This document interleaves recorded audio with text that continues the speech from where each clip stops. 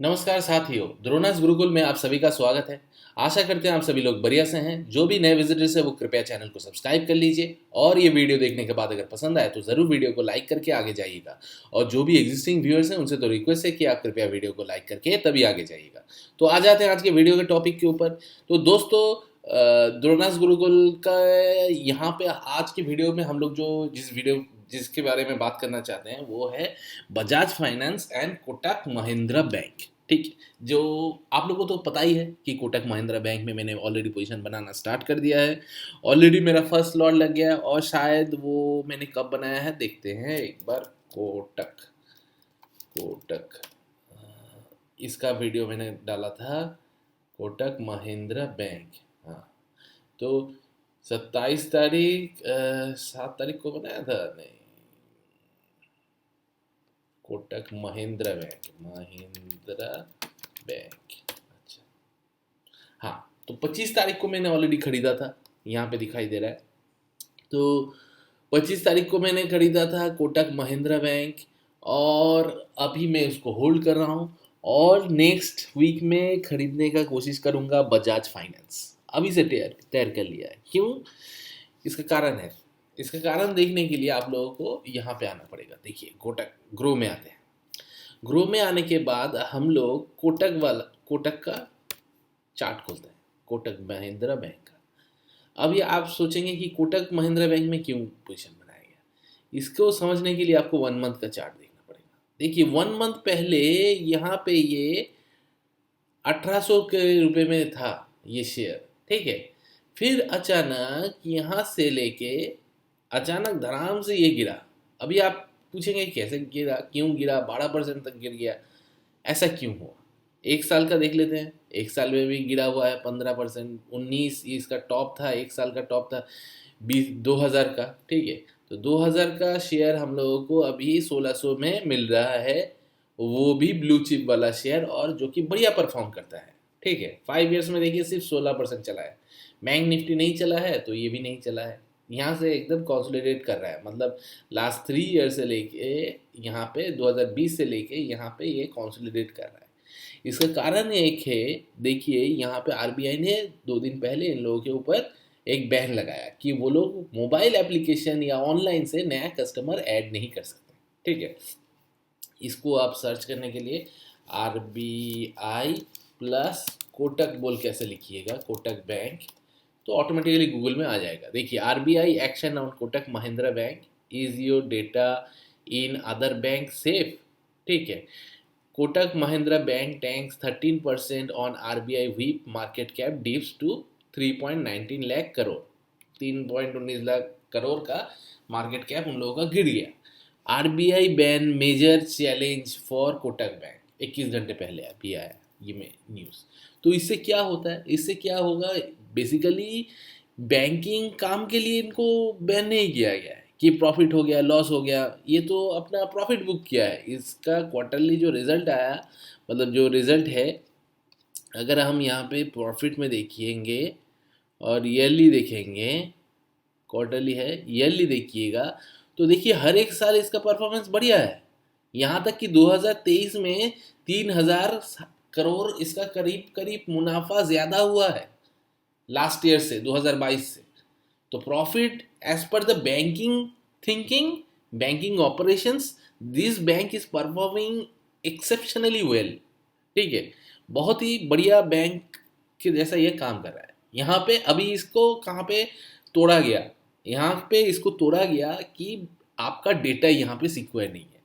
तो डेटा का लॉ हमारे यहाँ पे कैसा है वो तो हम लोगों को पता ही है कि कहाँ कहाँ पे हम लोगों का डेटा रखता है और कहाँ कहाँ पे वो डेटा यूज़ होता है। ठीक है, उसके विषय में मैं बात नहीं करना चाहता सोशल मीडिया में। वो लोग जो लोग जानकार हैं उन लोगों को तो पता ही है कि डेटा का हाल अभी कैसा है। आपका डेटा कहाँ कहाँ पे अवेलेबल है आपको पता होना चाहिए। अच्छा, तो यहाँ पे देखिए ये जो डेटा ये लोग बोल रहा है कि ऐसा आपका डेटा इस बैंक में सिक्योर नहीं है, मतलब आईटी इंफ्रास्ट्रक्चर आपका बेटर नहीं है, तो उसको और भी रोबस्ट, मतलब सिक्योरिटी की तरफ से आपको और भी बेटर करना पड़ेगा ताकि जो यूज़र का इंफॉर्मेशन है वो बाहर में लीक ना हो। ठीक है, और नया कार्ड आप इशू नहीं कर सकते जब तक आप उसको ठीक नहीं करते। आरबीआई ने उसने बैन किया है, ठीक है। Restriction what it means for customer banking, ठीक है। अगर आप इस आर्टिकल को भी पढ़ते हैं तो आरबीआई का डिक्टेट क्या है, ओरिजिनल डिक्टेट क्या है, किस विषय में आरबीआई ने ऐसा बोला है, क्यों बोला है, सब आपको समझ में आ जाएगा कि यहाँ पे आरबीआई ने बोला है कि आप अगर आपका उसमें अगर बैंक अकाउंट है तो रहेगा, कोई प्रॉब्लम नहीं है, दिक्कत नहीं है, आप बैंकिंग ऑपरेशन कीजिए, सिर्फ ऑनलाइन नए कस्टमर आप ऐड नहीं कर सकते, ठीक है। तो अ, इसका मतलब क्या है, क्या ये पेटीएम की तरह गिर जाएगा? नहीं, क्योंकि इसका तो परफॉर्मेंस अच्छा है, पेटीएम का तो परफॉर्मेंस ही नहीं था, मतलब फंडामेंटली ये शेयर ठीक है। अभी इसको ये वाला रिस्ट्रिक्शन ठीक करना पड़ेगा। तो आरबीआई क्या इस तरह का बैन सिर्फ इसी बैंक को करता है या फिर और किसी बैंक को भी किया है? अगर आप हिस्ट्री में चेक कीजिएगा आरबीआई बैन और उसके साथ लिखिएगा बड़ौदा, ठीक है, तो आपको चलेगा कि आरबीआई ने बैंक ऑफ बड़ौदा को भी इससे पहले एक बार बैन किया था अक्टूबर के महीने में, ठीक है। यहाँ पे आरबीआई बैन बड़ौदा बैंक, ठीक है। In October 2023 the reserve bank of India stop mobile app BOB world citing material supervisory concern. Same चीज इसके साथ भी हुआ था, बैंक ऑफ बड़ौदा के साथ भी। अभी हम लोग देखते हैं बैंक ऑफ बड़ौदा का चार्ट, ठीक है। तो उससे क्या बैंक ऑफ बड़ौदा खत्म हो गया? देखते हैं क्या हो गया। बैंक ऑफ बड़ौदा शेयर, अच्छा, बैंक ऑफ बड़ौदा शेयर अक्टूबर 2023 में बोला, यहाँ पे देखिए अक्टूबर 2023 में ये बैन लगा था। उसके बाद बैंक के साथ क्या हुआ वो हम लोगों को देखना पड़ेगा। अच्छा, तो अक्टूबर 2023, अक्टूबर ये कितने तारीख को लगा ये भी देख लेते हैं हम लोग। इन अक्टूबर 2023 15 अप्रैल का तो ये न्यूज़ है। 2024 आरबीआई में एग्जैक्ट डेट 10 अक्टूबर दिखा रहा है, फ्रॉम ऑनबोर्डिंग न्यू कस्टमर्स, हाँ 10 अक्टूबर। तो 10 अक्टूबर से, हाँ ये रहा 10 अक्टूबर से, ये इसको चार्ट को मैं बड़ा कर लेता हूँ। देखिए जैसे ही 10 अक्टूबर को न्यूज़ आया बैंक ऑफ बड़ौदा गिरा, इसी बैंक की तरह 12% के करीब गिरा। अभी हम लोगों का कोटक महिंद्रा बैंक कितना गिरा हुआ है, वो भी करीब करीब 12% गिरा हुआ है। हम लोगों ने चेक किया ना अभी थोड़ी देर पहले, दोबारा चेक कर लेते हैं। आ जाइए यहाँ पे 1 वीक 1 मंथ, हाँ यहाँ पे देखिए ये न्यूज़ आया और ये गिरा गिरा धड़ाम से, कितना परसेंट? 13%, 12.5%, 13% ही पकड़ लेता हूँ, 13% गिरा। और यहाँ पे बैंक ऑफ बड़ौदा ये भी कितना गिरा था 10 तारीख से, देखिए एकदम करीब करीब 12%, मतलब एकदम सिमिलर। ये बैंक ऑफ बड़ौदा का ही चार्ट है, ठीक है। ये देखिए थोड़ा छोड़ शॉर्ट करके दिखाते हैं आपको, ठीक है। तो बैंक ऑफ बड़ौदा 10 तारीख से लेके यहाँ पे 10 अक्टूबर से लेके यहाँ पे गिरा। फिर क्या हुआ बैंक ऑफ बड़ौदा का? फिर ऐसा ये थोड़ा कॉन्सोलिडेट किया, धीरे धीरे चढ़ने का कोशिश किया, नहीं चढ़ा। फिर जाके ये पॉजिटिव में आ गया अक्टूबर से लेकर दिसंबर, मतलब अक्टूबर से नवंबर, नवंबर से लेकर दिसंबर, सिर्फ 2 महीना लगा, ठीक है। अच्छा, पॉजिटिव में आया, अभी तक सिर्फ पॉजिटिव में आया, मतलब जो गिरा था वो रिकवर किया वो 12%। उसके बाद क्या हुआ? फिर ये 12% चढ़ गया आपका उसी मंथ के अगले मंथ में, मतलब जनवरी में। नवंबर अक्टूबर से लेके जनवरी तक ये 15% का आ गया, ठीक है। इसको थोड़ा लार्ज कर देता हूँ, समझने में कोशिश अच्छा रहेगा। हाँ देखिए यहाँ पे जनवरी में ये 15% आ गया। फिर क्या हुआ? फिर फरवरी में थोड़ा 20% आ गया। फिर ये आ गया 30% आपका मार्च में। फिर मार्च से गिरावट हुआ, जो कि हम लोगों को पता है, पूरा ओवरऑल मार्केट टूटा तो ये भी टूटा, 30% से लेके ये 16% आ गया। फिर से ये रिकवर हुआ 27%, 30%, फिर अभी कितने में है? 25%। सो ऑन एन एवरेज अभी अगर कोटक बैंक कोई खरीदता है तो 25% का तो टारगेट दिखाई देता है, ठीक है। अगर, क्योंकि देखिए सिमिलर बैंकिंग स्टॉक है ये भी उसके साथ, ठीक है, ये भी सिमिलर है। हाँ, ये पीएसयू बैंक है, वो प्राइवेट बैंक है। तो पीएसयू बैंक में ऑलरेडी रैली हो चुका है, प्राइवेट बैंक में अभी तक रैली नहीं हुआ है। तो उस रैली का अगर वैल्यूएशन हम लोग ऐड करेंगे और इसका अगर वैल्यूएशन हम लोग वहाँ पे ऐड करेंगे, तो ऑन एन एवरेज हमको लग रहा है कि यहाँ से लेके कोटक महिंद्रा बैंक 50% तक चल सकता है। मतलब 1600 का माल जो है वो हम लोग करीब करीब आपका 2400 तक जा सकता है, ठीक है, 2400 तक जा सकता है, ये हम लोगों को दिखाई दे रहा है। ये तो हो गया कोटक महिंद्रा बैंक। तो इसीलिए मैंने इसमें क्वेश्चन बनाया है। आप लोगों को कोई डायरेक्ट इन्फ्लुएंस करने के लिए नहीं बनाया है ये वीडियो, एजुकेशनल पर्पस है। अगर आपको अच्छा लगे तो आप भी इसका स्टडी कीजिए कोटक महिंद्रा बैंक का, क्योंकि ऑल टाइम प्रॉफिट के अंदर है कोटक महिंद्रा बैंक, ठीक है। देखिए हाईएस्ट प्रॉफिट है। रेवेन्यू अगर चेक करेंगे, ईयरली अगर चेक करेंगे, देखिए यहाँ पे भी रेवेन्यू भी ऑल टाइम हाई है। नेट वर्थ अगर चेक करेंगे, यहाँ पे भी ऑल टाइम हाई है। और क्या चाहिए, ठीक है। और ऊपर से मैं अगर इसका स्क्रीनर में देख लेता हूँ एक बार, ठीक है, होल्ड कीजिएगा, कोटक महिंद्रा बैंक। अच्छा, कोटक महिंद्रा बैंक का यहाँ पे देखिए मार्केट कैप है 3,19,757 करोड़। मतलब एकदम ब्लू चिप कंपनी है, लार्ज कैप कंपनी है, रातों रात गायब होने वाला कंपनी नहीं है, ठीक है। इसका पी रेशियो कितना है, सिर्फ 18। मतलब वैल्यूएशन में भी कम मिला है, क्यों नहीं मिलेगा, हमने तो वही डिस्कस किया ना कि यहाँ से लेकर अभी तक 50% का अपसाइड दिखाई दे रहा है हम लोगों को, लेकिन इसके लिए थोड़ा वक्त देना पड़ेगा। वहाँ पे बैंक ऑफ बड़ौदा को वक्त मिला अक्टूबर से लेके जनवरी फरवरी तक, ठीक है। अक्टूबर से नवंबर, दिसंबर, जनवरी, फरवरी, 4 महीना। तो 4 महीना हम लोग कोटक महिंद्रा बैंक को भी दे सकते हैं, खरीद के होल्ड करके देख सकते हैं। मैं तो कर रहा हूँ, आप करेंगे कि नहीं वो आपका बात है, यहाँ पे मैं कोई इन्फ्लुएंस नहीं करना चाहता, ठीक है। अच्छा, यहाँ पे देखिए इसका 50 डीएमए से को भी टूटा है, 200 डीएमए को भी टूटा है। तो आराम से यहाँ पे वैल्यूएशन में अच्छा लग रहा है हम लोगों को, ठीक है। वॉल्यूम दे देखिए, अगर हम लोग इसका 1 मंथ का वॉल्यूम देखिए, जैसे ही गिरा तो वॉल्यूम भी बढ़ा।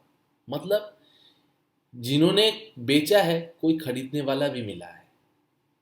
तो पहले वॉल्यूम कम था, लेकिन जैसे ही गिरा यहाँ पे वॉल्यूम भी बढ़ा। मतलब क्या, माल उठाया गया है, ठीक है। अच्छा, अभी आते हैं।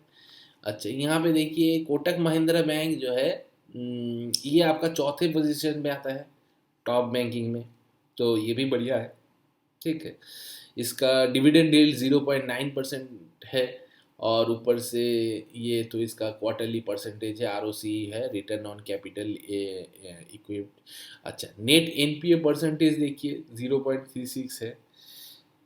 ईपीएस देखिए 21 है, जो कि आपका 2020 में 13 था, 13.14। अभी दिसंबर 2023 में इसका 21.46 है, 21.46। तो ये भी बढ़िया है। प्रॉफिट एंड लॉस रिकॉर्ड में देखेंगे, ईपीएस में अगर देखते हैं हम लोग, इसका थोड़ा, अच्छा हाँ, इसका ईपीएस देखिएगा। ईपीएस में आपका टिल टू द टाइम जो है वो 87 रुपीज़ है। पहले 75 था, उसके बाद 60 था, पहले उससे पहले 50 था, उससे पहले 44, 44 था, उससे पहले 37, उसके पहले 32, उससे पहले 26, उससे पहले 18, उससे पहले 19, उससे पहले 16, उससे पहले 14 और उससे पहले 12। तो मतलब क्या ये, और मतलब एकदम स्लाइडिंग वाला, जैसे प्लेन टेक ऑफ नहीं करता है उसी तरह से ईपीएस भी इसका बड़ा है हर ईयर, ठीक है। तो ये भी अच्छा है। कंपाउंडेड सेल्स ग्रोथ देखिए टिल टू द टाइम 36% है, 10 ईयर्स का 15% है, 5 ईयर्स का 11% है, 3 ईयर्स का 8% है। प्रॉफिट ग्रोथ 10 ईयर्स का 21% है, वाह। उसके साथ 5 ईयर्स का 19%, 3 ईयर्स का 20% और टिल टू द टाइम 22%। और stock price CAGR, stock price आपका 10 साल का सीएजीआर है 15%, 5 साल का 3%, 3 साल में -4%, 1 साल में -17%। ये तो ये गिरावट की वजह से है, ठीक है। तो प्रॉफिट ग्रोथ जो कंपाउंडिंग सीएजीआर वैल्यू है वो भी बढ़िया है। मिड कैप कंपनी के जैसा यहाँ पे है ये, लेकिन ये लार्ज कैप कंपनी है, ठीक है। तो इसमें आराम से मैं निवेश कर रहा हूँ, मैं तो अपना पोजीशन इसमें बढ़ा रहा हूँ। अगर आप लोगों को अच्छा लगे तो आप लोग यहाँ पे बढ़ा सकते हैं। और देखिए यहाँ पे प्रोमोटर्स का जो है पहले 26 था 2021 में, अभी 25.90 है। ठीक है। एफ आई एस का 42 था, एफ आई एस अभी 37.59 है। डी आई एस का 14.62 था, अभी 23% है। पब्लिक का 16 था, पब्लिक अभी जो है 13% है। मतलब डीआईज म्यूचुअल फंड्स जो है, डीआईज जो है वो खरीद रहे हैं इसको। ठीक है। और कौन कौन खरीद रहा है? एलआईसी खरीद रहा है, एसबीआई म्यूचुअल फंड खरीद रहा है, एक्सिस म्यूचुअल फंड पहले पोजीशन था वो अभी एग्जिट कर दिया है 2000 जून के बाद से। और नेशनल पेंशन सिस्टम ट्रस्ट ये खरीद रहा है, आईसीआईसीआई प्रूडेंशियल म्यूचुअल फंड ये खरीद रहा है, एचडीएफसी म्यूचुअल फंड ये खरीद रहा है, यूटीआई म्यूचुअल फंड ये खरीद रहा है। तो बहुत बढ़िया है। मार्च के डेटा हिसाब से यहाँ पे शेयर होल्डिंग इस लोगों ने बढ़ाया है। तो उस हिसाब से तो मैं इसमें पोजिशन बना रहा हूँ। मेरे को तो बढ़िया लग रहा है ये बैंकिंग का स्टॉक। जैसे ही private banking stock in Nifty जो है, बैंक निफ्टी जो परफॉर्म करना स्टार्ट करेगा तो ये बैंक भी परफॉर्मेंस देना स्टार्ट हो जाएगा। ठीक है। तो उसके लिए उतने दिनों तक मेरे को होल्ड करना पड़ेगा और पेशेंस के साथ इसमें थोड़ा थोड़ा करके एसआईपी करना पड़ेगा, या फिर मैं लॉट में भी खरीद सकता हूँ। जैसे फर्स्ट लॉट मैंने खरीदा है, अभी थोड़ा थोड़ा एसआईपी करूँगा, फिर दोबारा एक सेकेंड लॉट खरीदूंगा। ठीक है। अगर गिरावट में मिले तो, नहीं तो एसआईपी तो चलता रहेगा फर्स्ट लॉट के साथ। ठीक है। तो ये रहा कोटक महिंद्रा बैंक। अभी आते हैं डिस्कस करते हैं बजाज फाइनेंस कि बजाज फाइनेंस में क्या हो रहा है। जी बजाज फाइनेंस में तो एकदम क्या बोले, बल्ले बल्ले हो रहा है। ठीक है। जिन लोगों के पास बजाज फाइनेंस है वो लोग तो एकदम डर के मारे बेच रहे हैं। ठीक है। लेकिन मेरे को लगता है बजाज फाइनेंस जो है वो बहुत बढ़िया डिस्काउंटेड वैल्यू में हम लोगों को मिल रहा है। देखिए 7.73% है इसका। इसका गिरने का कारण क्या है? इसका गिरने का कारण जो है वो बताया जा रहा है कि पहली बात जियो फाइनेंस आ रहा है। तो जियो जहाँ पे जाता है, या रिलायंस जियो जिस ग्रुप से आता है, मतलब रिलायंस के ग्रुप से आता है ना, तो वो जहाँ पे जाता है, जिस सेक्टर में घुसता है, तो उस सेक्टर में वो अपने ओपोनेंट को घटाने का कोशिश करता है। तो सबसे पहली बात, बजाज फाइनेंस जो है वो एनबीएफसी सेक्टर में सबसे बड़ा हाथी है।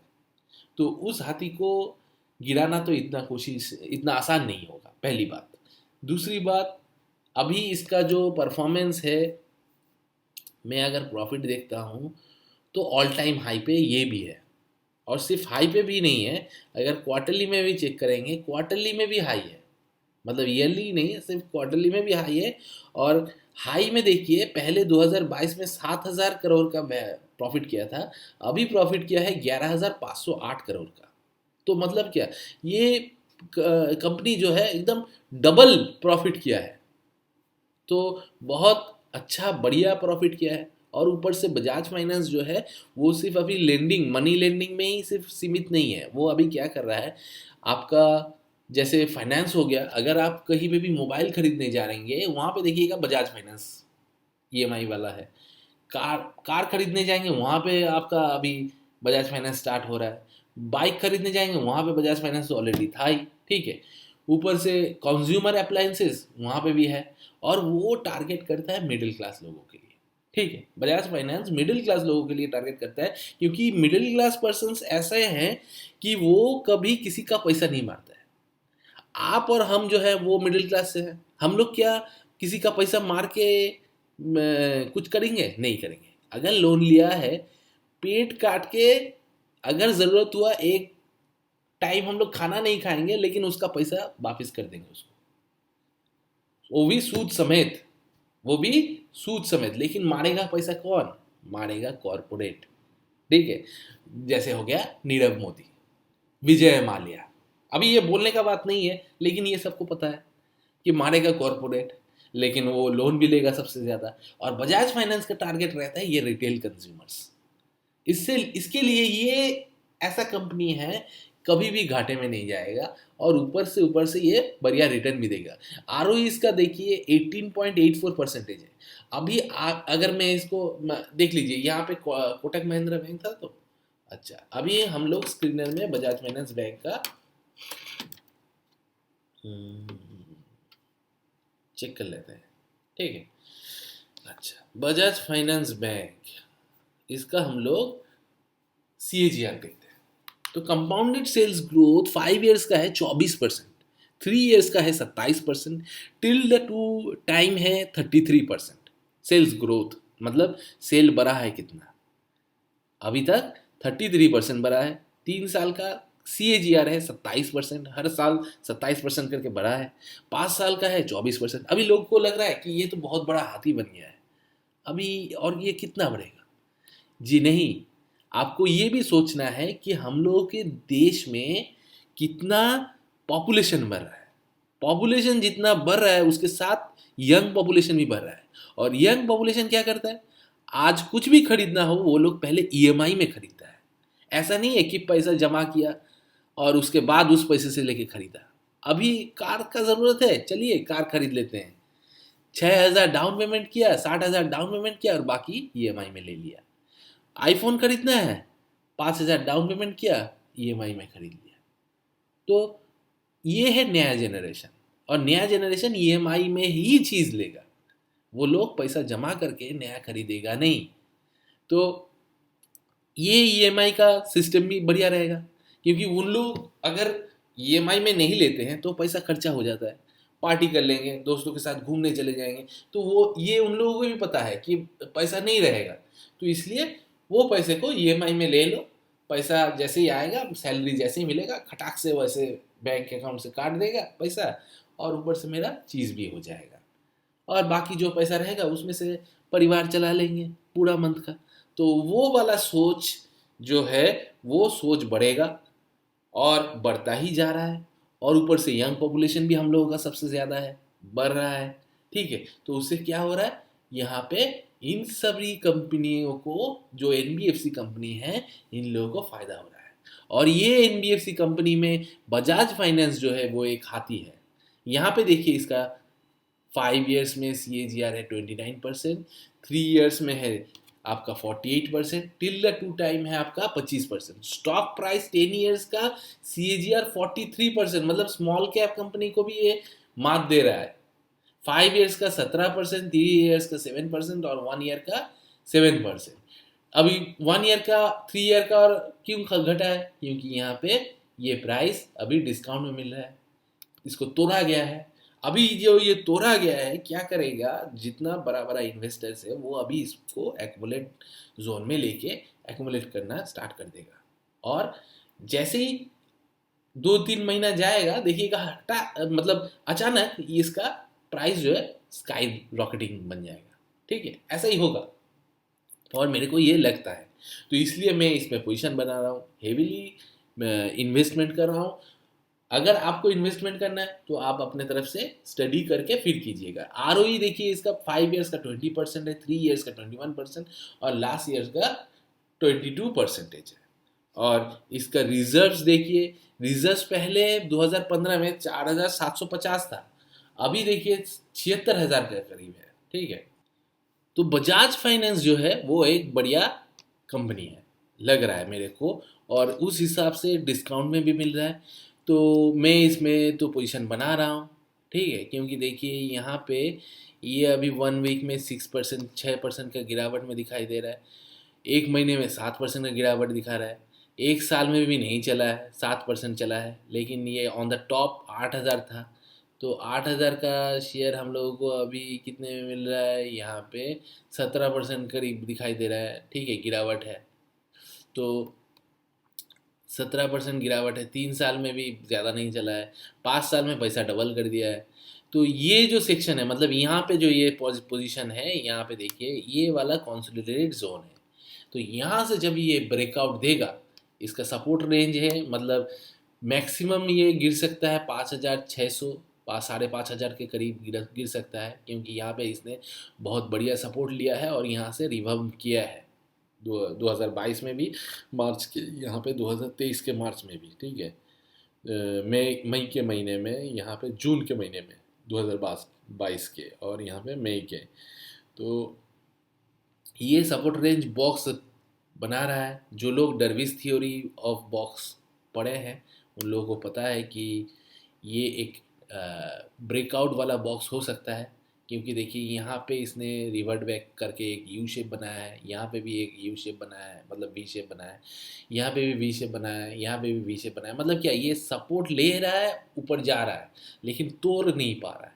लेकिन जिस दिन ये तोड़ना स्टार्ट करेगा, मतलब बैंक निफ्टी प्राइवेट वाला जब भी स्टार्ट हो जाएगा, चलना स्टार्ट होगा, तब ये एनबीएफसी और ये बैंकिंग वाले, प्राइवेट बैंकिंग वाले स्टॉक्स चलना स्टार्ट हो जाएंगे।